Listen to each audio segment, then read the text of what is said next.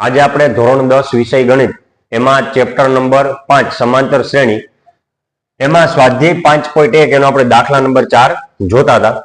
પહેલો અને બીજો અગાઉના વિડીયોમાં આપણે જોયો તો આજે આપણે ત્રીજા દાખલાથી શરૂઆત કરીએ. પહેલા તો રકમ શું છે, નીચેનામાંથી કઈ શ્રેણી સમાંતર શ્રેણી છે. પેલો સમાંતર શ્રેણી છે કે નહીં ચકાસવાનું, અને જો સમાંતર શ્રેણી હોય તો સામાન્ય તફાવત ડી મેળવવાનો અને ત્રણ પદ એના પછીના આપણે ત્રણ પદ મેળવવાના છે. તો પહેલા આપણે સામાન્ય તફાવત ડી ની વાત કરીએ. સામાન્ય તફાવત એટલે કે ડી, આને આપણે A1 કહીએ, A2, A3, A4. એટલે કે ડી કેમ મળે તો કે બીજા પદમાંથી પહેલું પદ બાદ, એટલે A2 minus A1, A2 minus A1. A2 કેટલું છે તો કે -3.2, આ નિશાની માઇનસ સૂત્રની, અને A1 કેટલું છે તો કે -1.2. જો અહીંયા કાઉન્સ કરજો, નકર બે માઇનસ નિશાની ભેગી થઈ જાય. એટલે આ જે -1.2 છે એને આપણે કાઉન્સમાં રાખશું.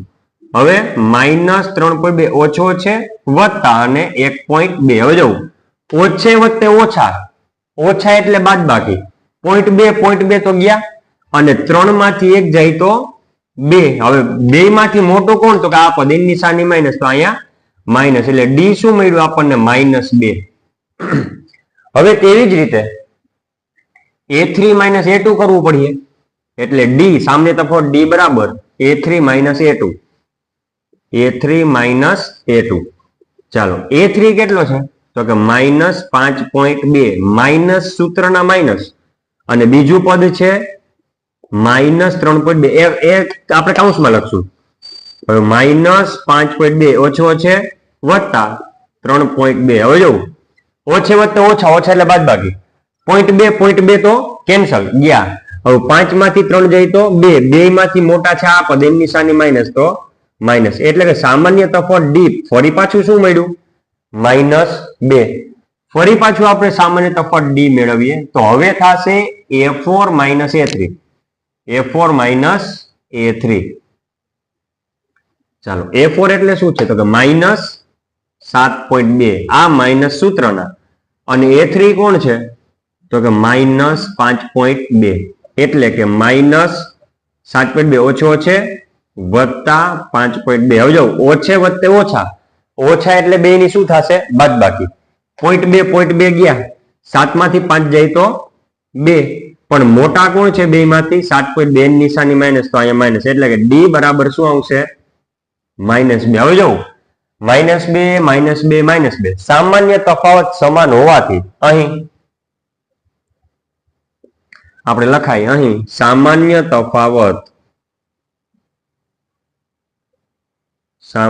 તફાવત એટલે કે ડી સમાન હોવાથી આપેલ જે શ્રેણી છે એ સમાંતર શ્રેણી છે. આપેલ શ્રેણી સમાંતર શ્રેણી છે. હવે જો હોય તો એના પછીના કેટલા પદ મેળવવાના? 3. એટલે A4 છે, એના પછી આપણે કેવું મળશે A5, એટલે કે A5 બરાબર આપણે હવે ખબર જ છે કે એના અગાઉના પદ એટલે A4 માં શું ઉમેરી દેવાનો ડી. તો A4 કેટલું -7.2 વત્તા ડી કેટલું છે -2. ચાલો -7.2 વત્તે ઓછે ઓછા 2. હવે જો હું તમને ફરીથી બાદબાકી શીખવાડી દઉં. ઓછે વત્તે ઓછા, ઓછા એટલે કે બાદબાકી, ઓછે વત્તે ઓછા, ઓછા એટલે કે બાદબાકી, એમ ઓછે વત્તે ઓછા, ઓછા એટલે બાદબાકી. એટલે જો 3.2 માંથી 1.2 બાદ કરીએ આપણે, 3.2 એમાંથી શું કરીએ બાદ આપણે 1.2, 3.2 માંથી 1.2 બાદ કરીએ તો જો 2 માંથી 2 જાય તો 0, પોઈન્ટ ની નીચે પોઈન્ટ, 3 માંથી 1 જાય તો 2, આવી ગયું 2.0. 2.0 એટલે કે 2, 2.0 એટલે શું થાય 2, અહીં 2, અને 3.2 ને 1.2 માંથી મોટું કોણ 3.2 ની નિશાની માઇનસ, તો અહીંયા માઇનસ. હવે તેવી જ રીતે જવું અહીં વત્તે ઓછે ઓછા. હવે આ બે નું શું કરવાનું તો કે ઓછે ઓછે વત્તા, વત્તા એટલે સરવાળો કરવાનો, કોનો 7.2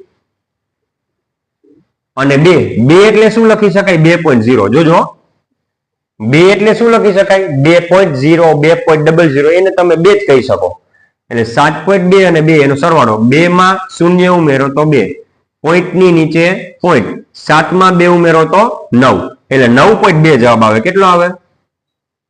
9.2. પણ 2 માં જ મોટું કોણ?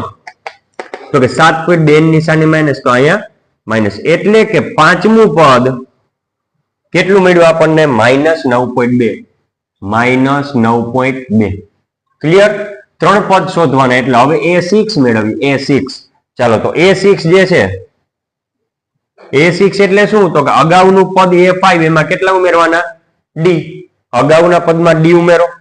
ચાલો A5 કેટલું? હમણાં જ મેળવ્યું. -9.2 વત્તા D. D એટલે કે -2.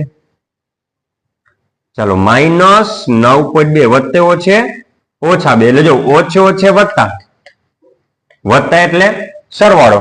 તો હવે ડાયરેક્ટ કરી નખાય કે 9 માં 2 ઉમેરો તો 11 અને 0.2 ના 0.2. છતાં પણ આપણે જો જોઈ લઈએ 9.2 જે છે, 9.2 અહીંયા જોઈ લો. 9.2 એમાં 2 ઉમેરો એટલે 2 ઉમેરો, 2.0 ઉમેરો તો 2 માં 0 ઉમેરો 2, પોઈન્ટ નીચે પોઈન્ટ, 9 માં 2 ઉમેરો તો 11. એટલે કેટલું થશે? -11.2. શા માટે? તો કે 9.2 મોટા છે, એની નિશાની માઇનસ, એટલે મોટાની નિશાની આપણે લાગશે.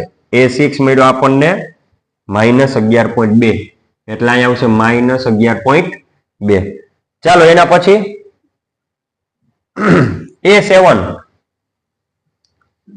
ચાલો તેથી A7 બરાબર, A7 ની પહેલાનું પદ કયું છે? તો કે A6. એમાં કેટલા ઉમેરવાના? તો કે D. A6 કેટલું મેળવ્યું? હમણાં જ મેળવ્યું. -11.2.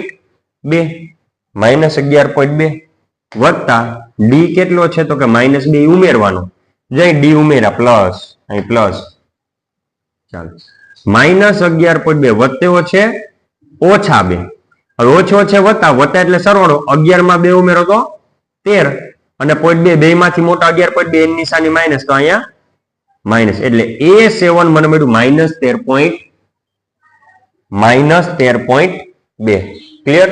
ચાલો હવે ચોથો દાખલો જે છે, આ 3 પદ મળી ગયા, A5, A6 ને A7. હવે આ સમાંતર શ્રેણી છે કે નહીં એ જોઈએ. તો સૌ પ્રથમ મેળવવાનું સામાન્ય તફાવત D. ચાલો -6 એટલે કે આને તમે A1 કયો, આને A2 કયો, આને A3 કયો, આને A4. તો A2 - A1, A2 - A1. A2 કેટલો છે? -6.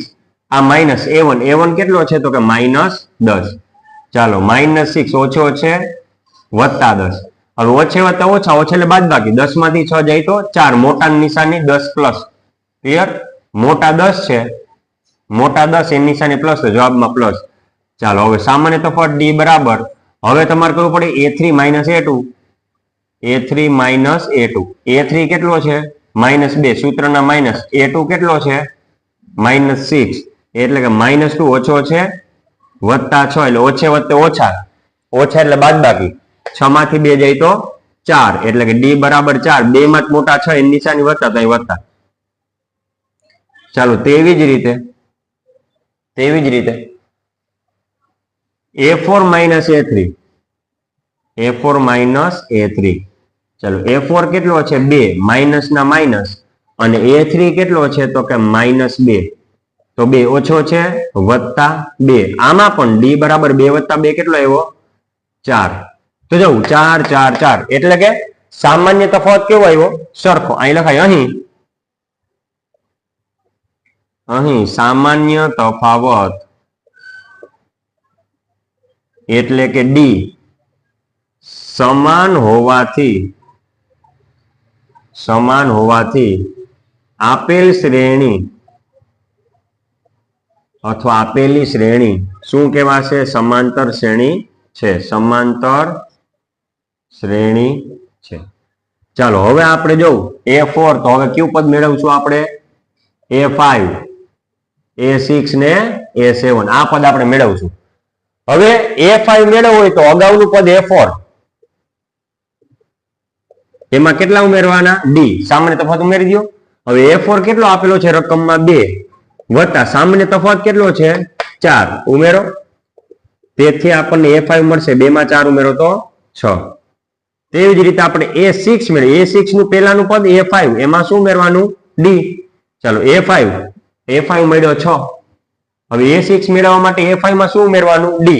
પણ A5 કેટલો મળ્યો આપણને 6 વત્તા D એટલે 4. તેથી A6 6 માં 4 ઉમેરો તો 10.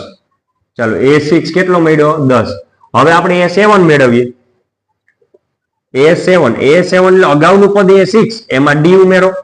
હવે A6 કેટલો મળ્યો હમણાં જ મળ્યો જો તાજે તાજો A6 10 વત્તા D એટલે સામે તફાવત 4. તેથી A7 બરાબર 10 માં 4 ઉમેરું તો 14. એટલે કે એના પછીના પદ જે છે A5 A6 ને A7 એ છે 6 10 અને 14. અહીંયા કેમ મળ્યો તો -9.2 -11.2 -13.2 એમ 6 10 અને 14. તો અહીંયા દાખલા નંબર 4 જે છે એનો ત્રીજો અને ચોથો અત્યારે આપણે પૂરો કરીએ છીએ.